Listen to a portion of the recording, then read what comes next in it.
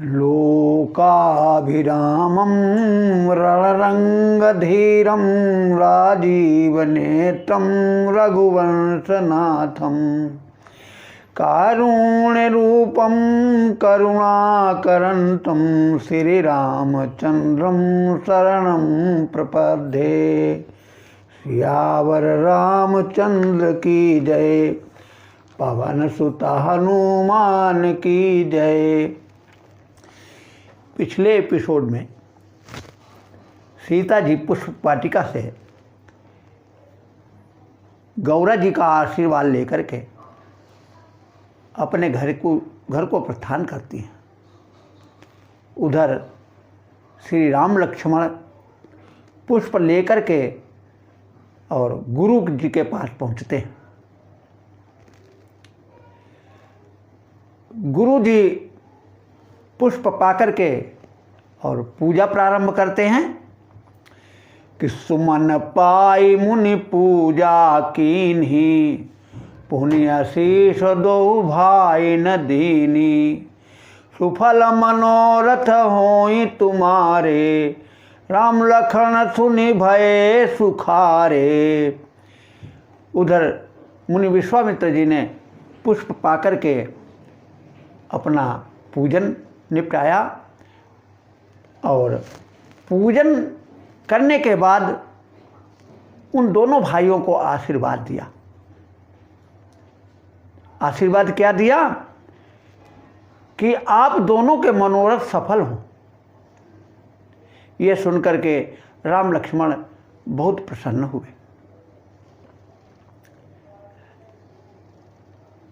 इधर राजा जनक ने सतानंद जी को बुलाया और बुलाकर के मुनि विश्वामित्र के पास भेजा कि सतानंद तब जनक बुलाए, कौशिक मुनि पहि तुरत पठाए, जनक विनय तिन आई सुनाई, हर से बोल लिए दो भाई। जब सतानंद जी ने मुनि विश्वामित्र जी से राजा जनक का समाचार कहा कि धनुष यज्ञ के लिए आपको राजा जनक ने बुलाया है, तो मुनि विश्वामित्र जी ने दोनों भाइयों को साथ में ले लिया और कहते हैं कि सिय स्वयंवर देखिए जाई, ईश काहि धौ देई बड़ाई। कि दोनों भाइयों से बोले मुनि विश्वामित्र जी कि चलो सीता का स्वयंवर देखा जाए, भगवान देखो किसको इस योग्य समझता है। देखिए अभी तक तो धनुष यज्ञ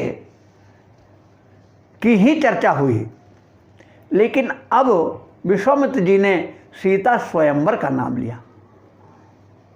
क्यों कि पहले तो सीता जी ने राम को देखा नहीं था और राम ने सीता को नहीं देखा था।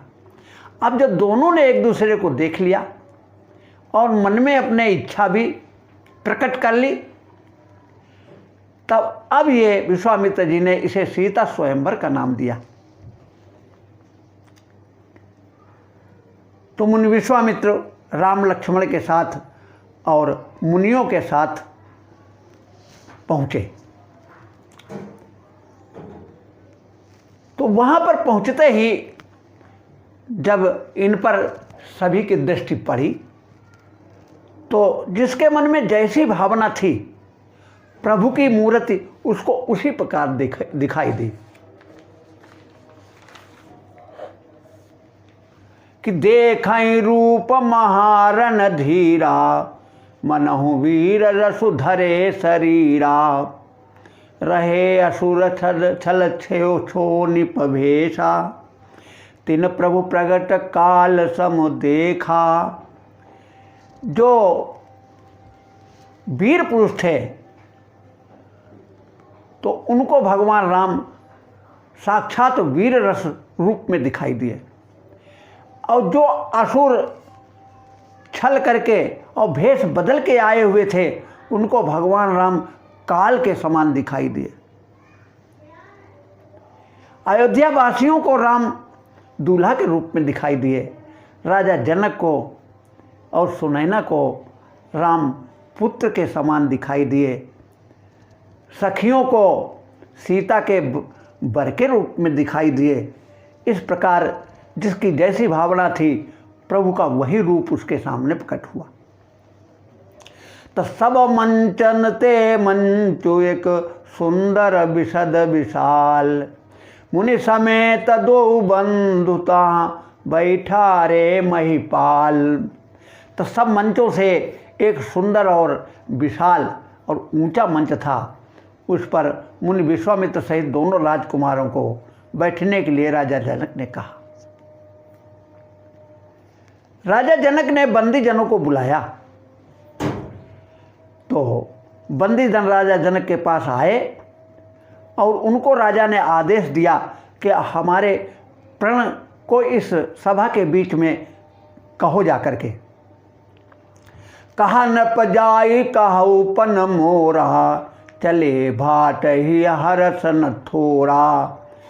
तो वो चारण जो थे वो प्रण कहने के लिए प्रसन्न होकर के सभा के मध्य में पहुँचे और कह क्या रहे हैं कि सोई पुरारी को दंडु कठोरा, राज समाज आज जोई तोरा, त्रिभुवन जय समेत बै देही, विनय विचार बरई हटते ही। कि ये शंकर जी का कठोर धनुष है और आज इस राज्यसभा में जो इसे तोड़ देगा तो राजा जनक अपनी पुत्री वैदेही का विवाह बिना बचा विचार किए हुए उसी राजा के साथ कर देंगे। ये सुनकर के जितने भी राजा लोग थे उनके मन में बड़ी इच्छा जागृत हुई कि हमारा पहले नंबर लगे और हम ही इस धनुष को तोड़ दें। कुछ तो अभिमानी राजा थे, वो बहुत ही व्याकुल हुए और अभिमान के कारण बड़े गर्भित भी हुए। तो परी करी बांध उठे अकुलाई, चले इष्ट देवन सिर नाई। तो राजाओं को जो काम पहले करना चाहिए था कि इष्ट देवों की पहले वंदना करनी चाहिए थी, लेकिन पहले उन्होंने क्या किया कि परिकर बांधी, पहले उन्होंने कमर कसी और उसके बाद व्याकुल होकर के उठे और उसके बाद इष्ट देवों का स्मरण किया। लेकिन तमकी ताकि तकी शिवधनु धर रही, उठई न कोटि भांति बलु करही। राजाओं ने बहुत बल लगा करके उस धनुष को तोड़ना चाहा, लेकिन तोड़ने की बात कौन कहे, उनसे वो हिला तक नहीं। तमक धरई धन मूढ़ न उठई न चलई ल जाय, मनहु पाई भट बाहुबल अधिक अधिक गरुआई। राजा तो बड़े जोर शोर से उस धनुष को उठाने की कोशिश करते हैं तो वो उठता ही नहीं है, तो लज्जित होकर के वो अपने स्थान पर जाकर बैठ जाते हैं। लेकिन यहाँ बाबा तुलसीदास जी उपमा देते हैं कि ऐसा जान पड़ता है कि राजाओं के भुजाओं का बल पा करके अब वो धनुष और अधिक गरुआ होता जाता है। तब सभी राजाओं ने यह सोचा कि एक साथ मिलकर के इसको तोड़ा जाए। तो भूप साहस दस कई बारा, लगे उठावन टरई न टारा, डगई न शंभु सरासनु कैसे, कामी वचन सती मनु जैसे। जब सहस्त्र हजार लोग एक साथ मिलकर के और उसे उठाने लगे, फिर भी जब वो नहीं उठा, तब राजा लोग अपने मन में हार मान गए। तो यहाँ पर कहा गया है कि वो शंभु का धनुष वो डिगाए नहीं डिग रहा है, जैसे कामी वचन को सुनकर के सती स्त्री का मन नहीं डिगता है। तो सिरियत भय हारी ही राजा, बैठे निज निज जाय समाजा। तो जितने राजा थे वो मन में हार मान करके और सिरियत हो करके, सिरियत माने यानी लक्ष्मी रहित होकर के और वो अपने अपनी जगह पर बैठ गए जाकर के।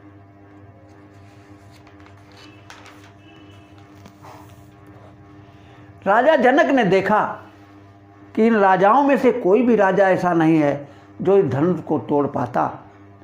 तब उनको कुछ व्याकुलता भी हुई और कुछ क्रोध भी आया।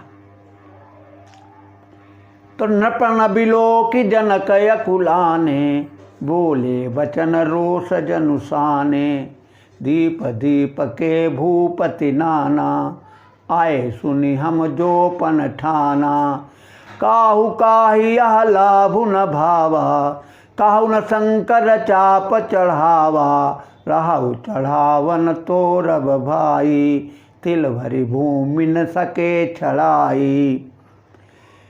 राजा ने कहा, अनेक देशों के राजा हमारे प्रण को सुनकर के आए, लेकिन किसी राजा के द्वारा शंकर जी के इस धनुष को, इसकी चाप को चढ़ाना तो दूर, उसे उठा भी नहीं सके, तिलभर भूमि भी नहीं छड़ा सके।